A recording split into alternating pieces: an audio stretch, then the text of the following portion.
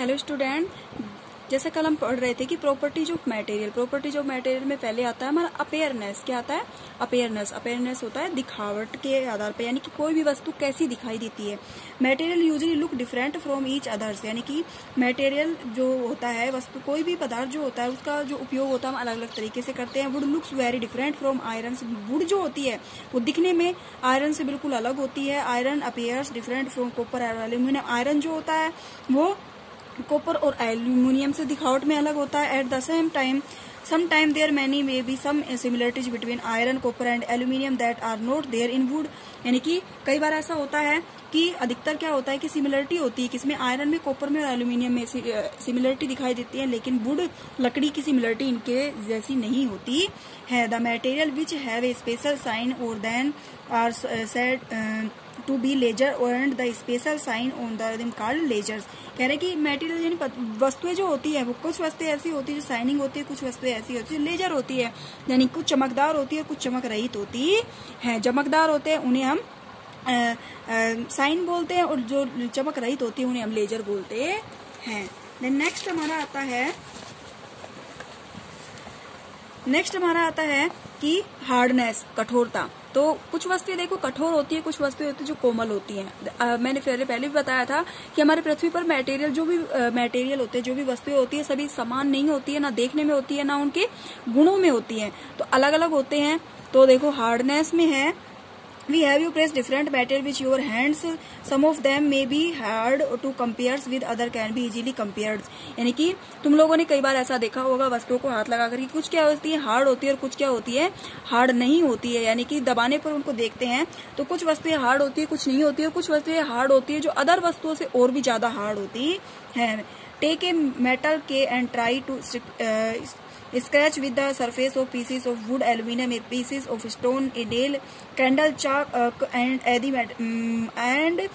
any material or object। यानी कि हम क्या करते हैं कि एक कोई भी वस्तु लेते हैं, उससे हम क्या करते हैं कि उस पे क्या करते हैं, मान लीजिए किसी लकड़ी पर, एल्यूमिनियम पर, स्टोन के पत्थर पर, नेल पर, कैंडल पर, चौक पर और अदर वस्तुओं पर खरोंच करके देखते हैं। तो हम क्या देखते हैं कि you can easily scratch some material की, और कुछ वस्तुएं होती है जिन पर आसानी से स्क्रैच हो जाती है, और while some can not be scratched too easily, यानी कि कुछ वस्तुएं ऐसी होती है जिन पर स्क्रैच आसानी से नहीं होती है। Material which can be compare to scratched easily are called soft, यानी कि जिस वस्तुओं के अंदर आसानी से स्क्रैच हो जाती है उन वस्तुओं को सॉफ्ट कहते हैं। While some other material which are different compares are called hard, यानी कि कुछ इसी के विपरीत कुछ वस्तुएं ऐसी होती हैं जो जिनके अंदर स्क्रैच नहीं होती है, उन वस्तुओं को हार्ड कहते हैं। यहाँ पर तो हार्डनेस आ गया ना, सॉफ्ट हो गया और एक हार्ड हो गया, ठीक है।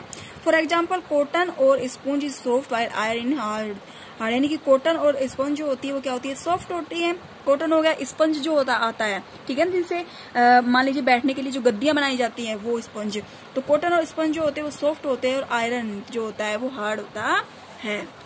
देन नेक्स्ट हमारा आता है सोल्यूबल और इनसोल्यूबल इन वाटर, यानी कि घुलनशील और अघुलनशील के आधार पर। कुछ वस्तुएं ऐसी होती है जल के अंदर घुलनशील होती है, कुछ वस्तुएं ऐसी होती हैं जो जल के अंदर घुल नहीं पाती हैं। जैसे सब स्टेंसेस कंप्लीटली डिसअपियर और डिसोल्व इन वाटर, यानी कि कुछ वस्तुएं ऐसी होती है, कुछ पदार्थ ऐसे होते हैं जो पूरी तरीके से जल के अंदर घुल जाते हैं, घुलनशील होते हैं।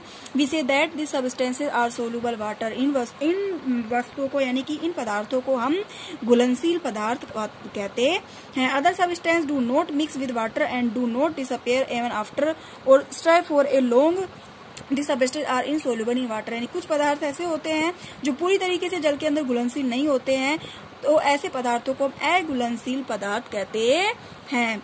Water plays and transport role in the functioning of our body because can dissolve a large number of substances, यानी कुछ बहुत बड़ी मात्रा के अंदर कुछ पदार्थ ऐसे होते हैं जो जल के अंदर घुलनशील होते हैं, कुछ ऐसे होते हैं जल के अंदर घुलनशील नहीं होते। घुलनशील होते हैं उन्हें सोल्यूबल कहते हैं और अघुलनशील होते हैं उन्हें असोल्यूबल कहते हैं। जैसे मैं तुम्हें एक एक्टिविटी बताती हूँ, देखो कि हम चीनी लेते हैं, नमक लेते हैं, उसको जल के अंदर सोल्व करते हैं तो आसानी से सोल्व हो जाती है। क्या हम चीनी को एक बार पानी में घोलने के बाद वापस प्राप्त कर सकते हैं? नो। अब देखो जो तेल होता है, ठीक है ना, कोई भी तेल ले लीजिए, जो तेल होता है उसको हम पानी के अंदर डाल के देखते हैं तो क्या वो जल के अंदर घुल जाता है? नहीं घुल पाता है, ठीक है, तो हम कह सकते हैं कि कुछ वस्तुएं जल के अंदर घुलनशील होती है और कुछ वस्तुएं जल के अंदर घुलनशील नहीं होती हैं। देन नेक्स्ट आता है हमारा कि ऑब्जेक्ट में फ्लोट और सिंक इन वाटर, यानी कि वस्तुएं, कुछ वस्तुएं ऐसी होती हैं जो सतह पर तैरती हैं, फ्लोट होती हैं, और कुछ ऐसी होती हैं जो तैरने में बैठ जाती हैं। जैसे you might have notice in previous activity that the insoluble solid separated out from water, कि हमने जैसे देखा कि कुछ वस्तुएं ऐसी होती है जो कठोर होती हैं, ठोस होती हैं, वो क्या होती है, क्या वो पानी की सतह पर तैरती हैं? No. You may have also noted there which are some liquids some of this material that did not mix with water, यानी कि हम देखते हैं कि कुछ वस्तुएं ऐसी होती है जल के अंदर घुलनशील नहीं होती है।